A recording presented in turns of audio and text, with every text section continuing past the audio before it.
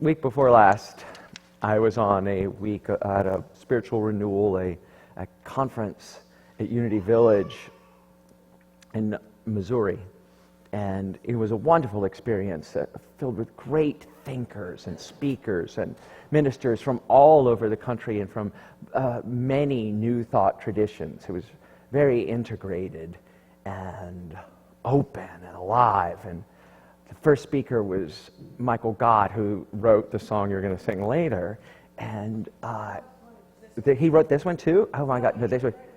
He wrote this one, sorry. So Michael Gott just wrote that song. He was the keynote speaker that opened the conference, and it was really powerful, right? And I love him, and he's a great talent, and he was telling a story that opened my heart. And then the next speaker got up and was doing a meditation, and a beautiful meditation. He was wearing these beautiful beads. He was wearing these rose quartz beads around his neck. Right? Not as clunky as the ones on your screen, but beautiful little ones. And I was talking about the properties of the quartz and what the quartz does. And I noticed myself tighten. And he went on and talking about how this necklace that he was wearing was gifted to him. It was gifted to him by a friend and told that at the right moment you will pass this on. And it saw him through a very difficult time of the death of his mother. And when the time came to pass on the quartz, he just couldn't. He couldn't pass on the quartz. And eventually what he did was bought himself another pair to give away so he could keep the ones he was wearing. But the reason he was told to give them away is that he wanted to plant them all over the planet, so that when he meditated, that the quartz crystals would come alive and spread healing to the planet. And I noticed myself tighten again. And it was a very, very surprising reaction as I was watching my body do this. And I was really curious. Because there I had voluntarily gone to this conference. I was really excited to be there. And this man was leading us in this beautiful meditation about these quartz crystals. And my intellect was shutting down my heart. And I was watching it in real time. I was watching how I knew that the quartz isn't doing anything, right? That what it was the intention of the quartz and the intention of the people holding the quartz were really what was doing anything, and that the quartz were just a rock. And I was getting upset in a meditation. And I was and I couldn't stop myself. And I was astonished. And they handed out these little tiny quartz crystals that we were all holding, and we had to hold for the meditation, and I wanted to crush this sucker. And I was astonished that I was in the way of my own good. The man stood up there and said, the quartz itself is not doing anything. It is our intention for it. The quartz is just connected to us, and what we set our intention to is what's happening in the world. And yet I saw myself for all those years of being taught to be skeptical, being taught that intellect was a good thing, and think your way through this. Don't buy the snake oil can. Don't listen to people who will sell you down the river. Taking over my experience of the moment. And I knew I had to break the habit of being myself. That if I wanted to have a better experience, a more expansive experience, and a better life, right? That I had to stop doing the things that got me to this point.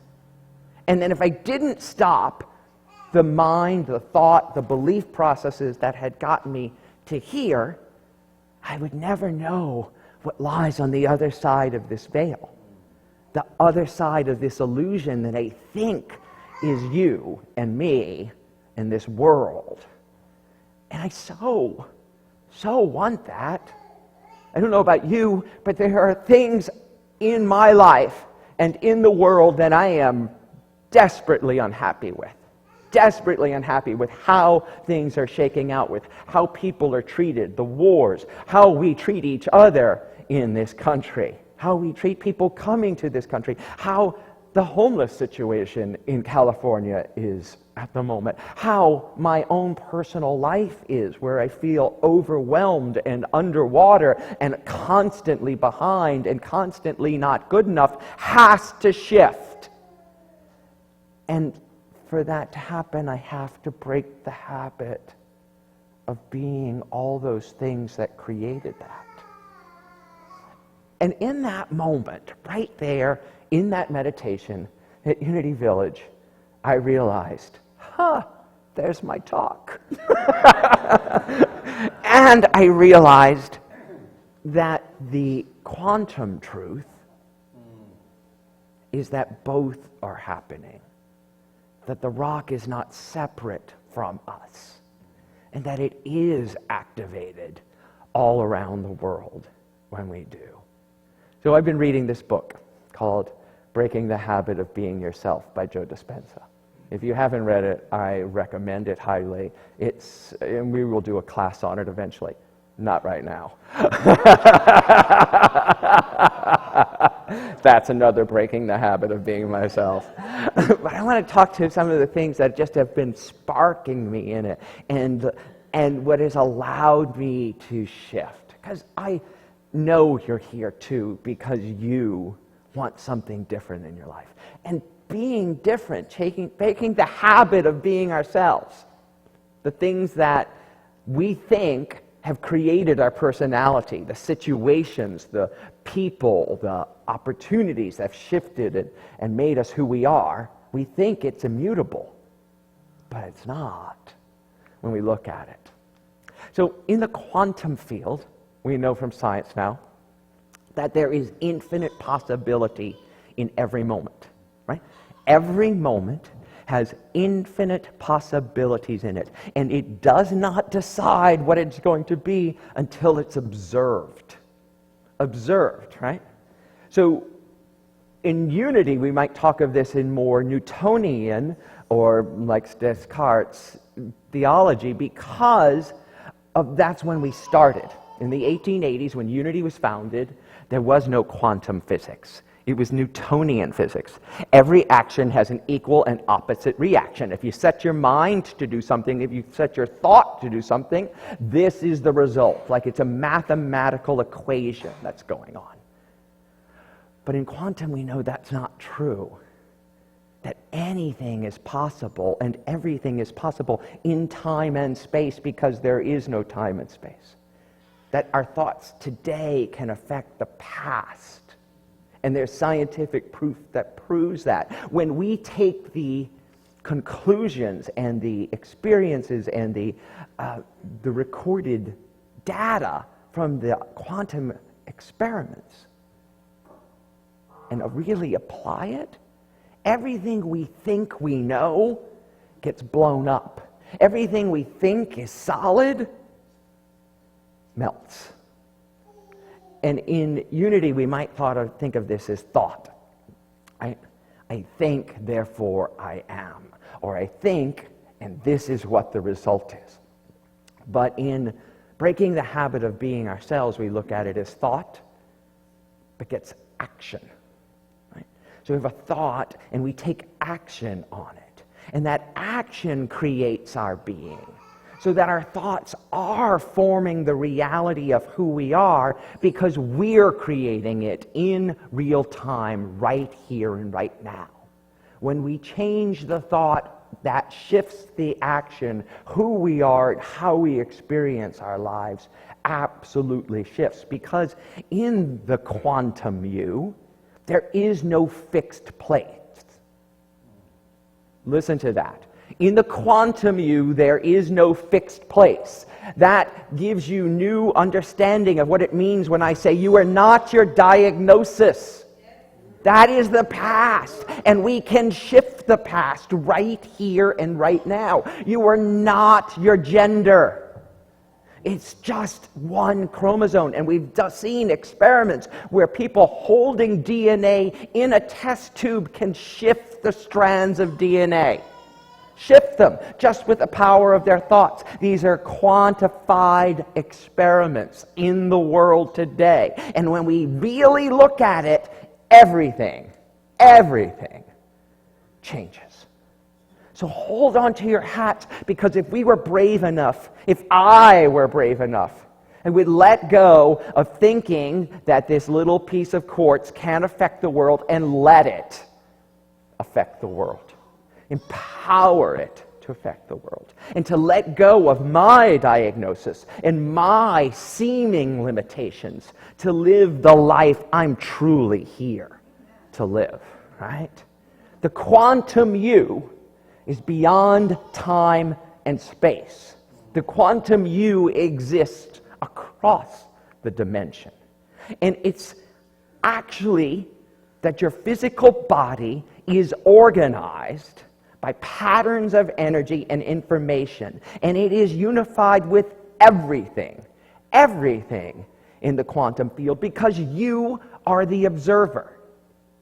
You are the observer of your life. And the observer, as we know, affects what is being observed. So when you judge yourself, you are setting yourself into a stone. But you can change your mind. You can shift it and watch that stone turn to water, to air, to gas. Watch as that stone becomes porous. Quantum you has no limitations. It has no place to go but within. And choose. In the quantum world, a particle cannot manifest in reality. Right?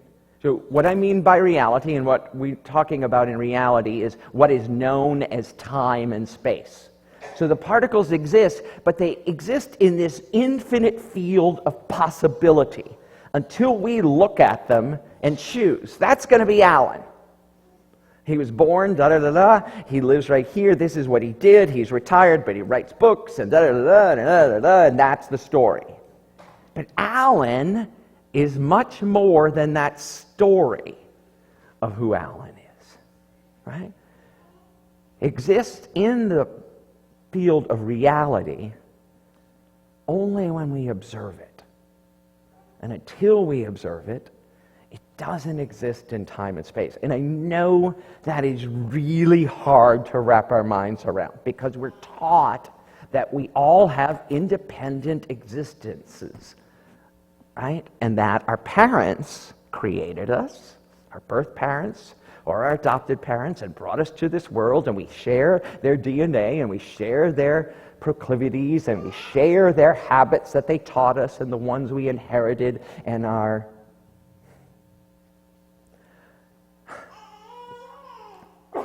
experience, our limitations, our worries, and our fears. Oh, my grandmother had breast cancer, and my mother had dementia, and my father was, with schizophrenia ran in his family. And those become our identities. Those become our observations of our reality. What would you be if you weren't limited by that? If you weren't limited to the observation? Because what happens is we link ourselves to a past we never wanted to be part of. But we were chained to it, and it becomes this shackle around us. It becomes this shackle that keeps us to this planet, keeps us limited, keeps us structured, but often in pain, often in hurt, often safe. We chain up our animals sometimes to keep them safe. We chain up our children to keep them safe.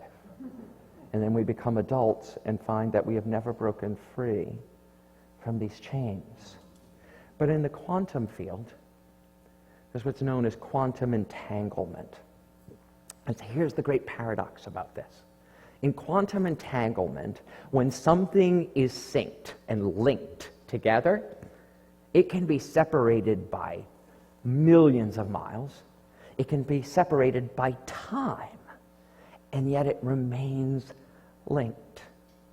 It remains linked. If they take an electron that is linked with another electron in the quantum experiments, and it is spinning in one direction, as they change the direction of one electron, the other one halfway around the world will also change its direction of rotation, even though they are physically divided. When we connect to something, when two particles connect in our bodies, in our minds, in our hearts, in our experience, they can become forever linked. Forever linked. Ever had the experience where you know that someone you love is in trouble? That they are looking for you and you just know it? There's no phone call, there's no other experience. Well, that Ken that was sitting in that meditation didn't want to believe that was true. There's got to be some other explanation for this. But if the quantum field, if the scientifically proven quantum field is true, that we are connected, then yes, we are connected despite time, despite what we believe is death, despite what we believe is separation in the physical realm. Space and time don't exist in the quantum field because in quantum understanding, these electrons which rotate and run around, rotate around a nucleus of an atom, only exist in this form when we observe it. Before that, there are this field of electrons, all in infinite possibility, and they don't stop in one place in time until a scientist or one of us look at it. Until then, it is in infinite possibility. We live, then, in infinite possibility, but we are constantly choosing how those electrons are going to show up. If you want a new outcome, you have to stop being yourself. Right? If you want a new outcome, listen to this, you have to stop being yourself, because you are going to create the exact same outcome over and over again. It's easy to see it in our friends and family, isn't it? I can watch my son and know exactly what's going to happen. Not that son, but the 21-year-old. I can know exactly the pattern that is about to unfold. And then I have to catch myself going, oh, I am limiting his quantum field. But it's easier to see in other people. That moment of meditation, that moment of understanding at Unity Village, that I was limiting my experience, my possibility, because my intellect was telling me that this little stone, this little pink heart, couldn't possibly affect the planet, couldn't possibly change reality. When I also know in reality that of course it can. It just takes a single molecule to change anything. A thought is just energy. Energy. And what I want to ignite in this, and what I want this to represent, can be the change that the world needs. So if we want to let go of what we already have, if we want a new and better world, we have to break the habit of being who we are. Are we willing to do that? Are we willing to let go of, they're not good enough. I'm not good enough. It's always going to be that way. It's always going to suffer. It's always going to be hard. Better get used to it. It's always going to be hard. You notice that people are never cheerful when they tell you that, right? It's always going to be hard. Is that the truth? Is that the truth? Really? Seriously? Are you willing today to let go of the belief that it always has to be hard? Are you willing to let go of the belief that it always has to be that way? Whatever that way is. Are you willing to let go of the belief that you are set? This is my personality. This is who I am. This is the way I operate in the world. Are you willing to let go of that? Yeah. Well, then our ushers have little pink stones for you. And they're going to pass them out right now. I need some help with the ushers to make sure everybody gets a pink quartz crystal. And we are going on a meditation together that is going to change the planet. Okay? All right? So does everybody have a pink crystal? Does our band have one too? Because we need the band to be different too, right? Where everybody in the room is going to go on this journey, right? Yeah.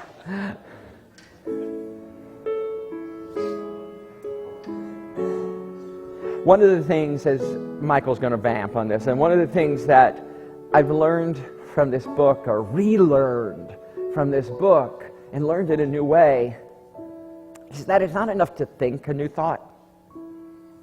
That your heart has to be attached to it. Because we've all had the experience of saying the affirmations and thinking the thought and watching nothing happen in the physical world. It's because we're not in coherence. Our heart doesn't believe it. Our heart's not in the process. So I've chosen this song today, and this shape has chosen me to remind me that I've got to be all in on the change.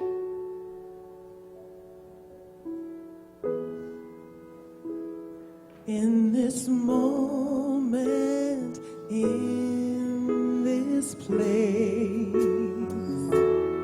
I remember who I am, letting fear and worry fall away from me. I open my eyes and see there is only love. There is only love.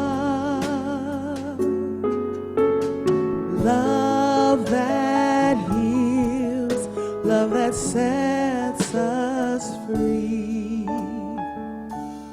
There is only love.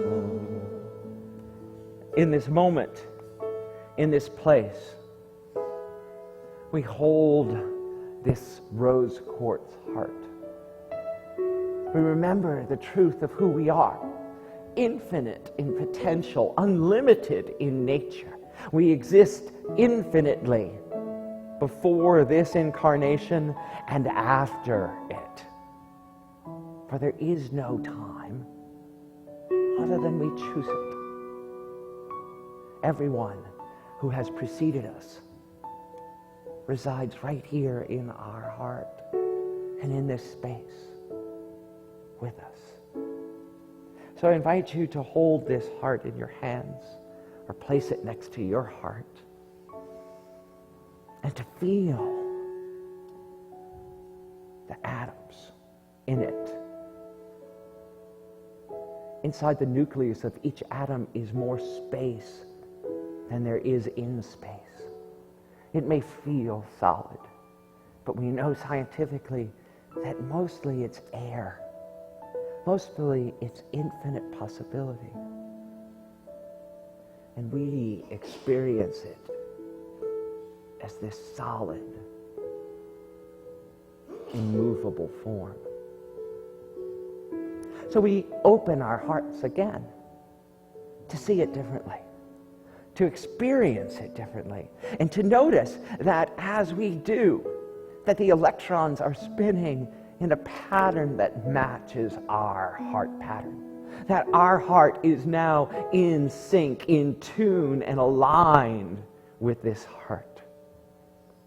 And that it holds for us infinite possibility, infinite healing, infinite scope.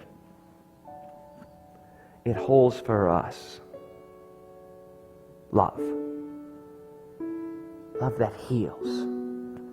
Love that sets us free. Sets us free from what we think we are. Sets us free from the past. The past that we feel was done to us, and the past that we have done to ourselves. Free from lack and limitation, free from disease and despair, free from blame and judgment, free to be who we are really meant to be, the infinite light and source and supply of God, of the divine here on earth. This heart glowing with understanding and knowing is one with your heart and holds within it infinite potential. I now invite us to sit in the silence as we imagine and affirm that each one of these rose hearts planted around the globe is now radiating with us, healing us and the planet.